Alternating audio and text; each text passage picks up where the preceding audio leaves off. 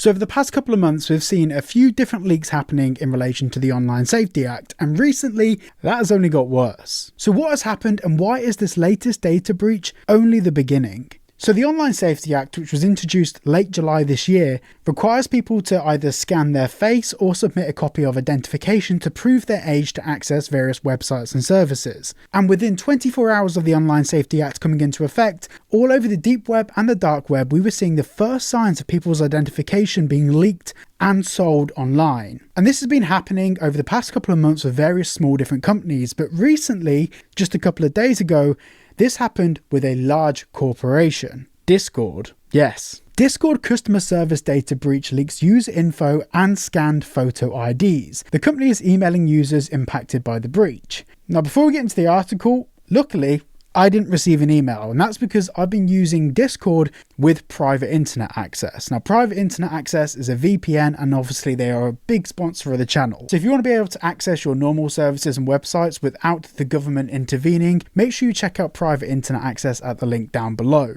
Not only do they keep you secure and safe online, but they also don't keep any logs at all, and they've proven this many times. Use my link down below, you can get 4 months free and 86% off. So make sure you go and check them out. And of course, it's a great way to support the channel. Now let's get into this article. One of Discord's third-party customer service providers was compromised by an unauthorized party, the company says. The unauthorized party gained access to information from a limited number of users who had contacted Discord through our customer support and/or trust and safety teams, and aimed to extort a financial ransom from Discord. The unauthorized party did not gain access to Discord directly, and this is one of the problems of using third parties to manage identification. Data potentially accessed by the hack includes things like names, usernames, emails, and the last 4 digits of credit card numbers. The unauthorized party also accessed a small number of images and government IDs from users who had appealed age determination. Full credit card numbers and passwords were not impacted by the breach, Discord says. But the thing is, credit card numbers and stuff don't really matter that much, because banks have a lot of systems in place where if a full credit card number is stolen, it will check first the location, country and origin of the transaction, and 9 times out of 10 it will actually block it from taking place. And also you'll have time to like freeze your bank, whatever it might be, or contact your bank. But when your identification gets stolen, that's a whole different thing, because you may not know about it for months at a time or even years at a time. You may be completely unaware that that's taken place, and your identification is worth a lot more than your bank numbers. A lot more. The company is notifying impacted users now over email. If your ID might have been accessed, Discord will specify that. Discord also says that it revoked the support provider's access to Discord's ticketing system, has notified the data protection authorities, is working with law enforcement, and has reviewed our threat detection systems and security controls for third-party providers. Now, there's something really important here that we need to touch on, and it's something that genuinely not enough people are talking about, and it's the biggest threat out of all of the things that are happening at the moment in the digital security space. With age verification being introduced into the UK, a lot of people that are defending it or comfortable with it are taking the stance that the government or an official organised body on behalf of the government, that's either government owned or government regulated, is managing the data for these ID and verification checks. And that's simply not the case. And if it was the case, that still comes with a whole set of issues. But the biggest issue here is that all of our data is being managed by third-party companies, and some of these third-party companies don't have the best history when it comes to data protection and privacy. Now, I've spoken before on this channel about Yoti. Now, Yoti are an age verification company, and like I've said before, nothing personally wrong with the company. They're introducing actually some really cool tech for age verification, but a lot of the ID and verification processes go through their center in India, and they're outsourcing that overseas. Now, once again, no problems with India.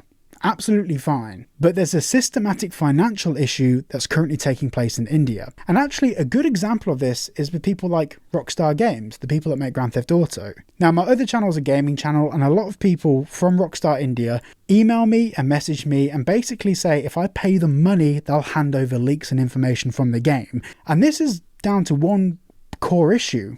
Once again, nothing wrong with people from India, but they live in a society where their GDP is very low, salaries are very low, and although culturally they're a beautiful country, their societal makeup can lead to desperation, and the only reason companies are actually outsourcing a lot of this work and verification and systems and processing and management all over to India is purely down to the cost of labour. And a couple $1,000s to someone working on the lowest wage possible in India at these various centres is a life-changing amount of money. So we're basically running data through a country where the society in that country has enabled for those employees to be exploited. And this is a monumental issue of age verification that's currently taking place. Go to any age verification website, Verif, Yoti, any of them. Go to any of their websites, go through their privacy policies, and you'll see how they outsource the management and customer service side of things over to India. So let's just go back to the case of Discord and, of course, the British government. Now, the British government has ensured that their safety and security policies are robust.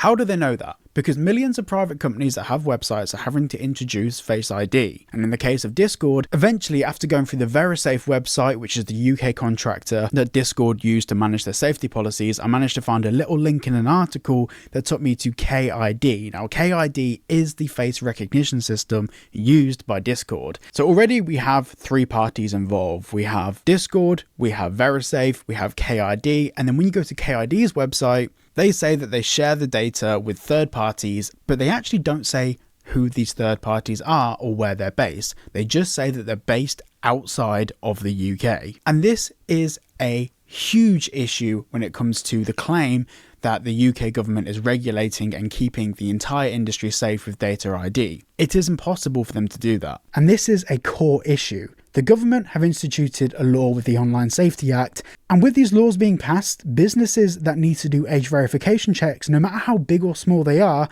you can't do it in the US. There is far too much data and things to manually go wrong with customer support tickets and all of these things for that to actually happen within the US or within a sister state country to the UK. It is too expensive, just far too expensive. In fact, a lot of companies that are having to do age verification can't even afford the subscription services and packages to companies like Yoti and Verif that outsource it overseas.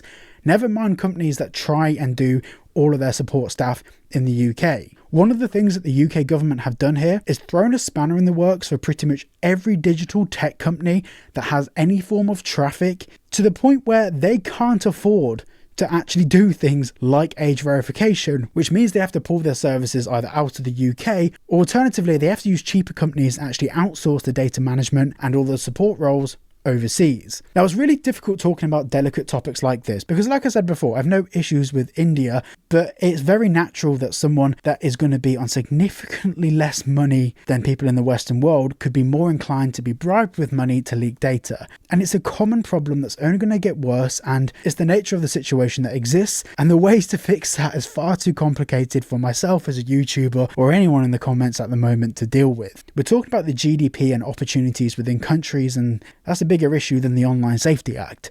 So the Online Safety Act, as it stands at the moment, does not work. It can't work. It's been instituted in a society which naturally can't do it. Now, this leak with Discord is just the tip of the iceberg. Loads of smaller companies that don't have millions and millions and millions of dollars to spend on cybersecurity, they've already been hacked. And you can see it on the dark web. Digital identities are for sale, even biometric scans are for sale on the dark web at the moment. There are so many websites out there that are pretending to be official adult websites and other websites that you may need to be over 18 to access that aren't real websites. They're collecting your ID, you're getting access to basically a spoof page or getting forwarded to the real page.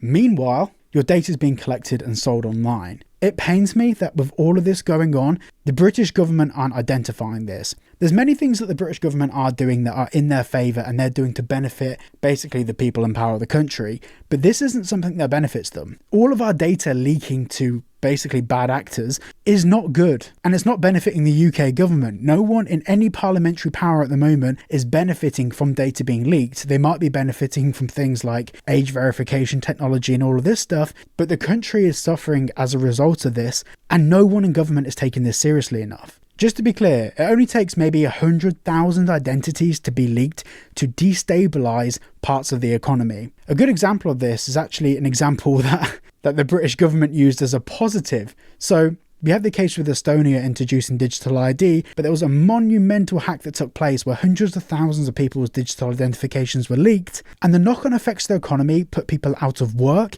it stopped people from accessing their banking records, and this comes down to the digital ID side of things. With these leaks taking place of people's identification, with the government now introducing digital ID on top of the Online Safety Act, we are walking into a world where identification systems just being used to verify age can actually be a data breach of pretty much the entirety of the UK's passport information, national insurance numbers, driving license data, employment records, HMRC data, all being leaked. This problem is absolutely monumental, and Discord is not even scratching the surface of the issues that we're about to go into over the coming years. I've not submitted any ID anywhere yet, and I'm planning to keep it that way. And obviously, thanks to private internet access, I haven't needed to just yet. So if you want to sign up, make sure you use the link down below or scan the QR code on the screen. You get 86% off and 4 months free. Also, sorry if it sounds like I'm losing my voice. I woke up this morning and I just couldn't talk, so my voice is a bit on edge and croaky today. But anyway, thank you for watching, and I shall see you all in the next video.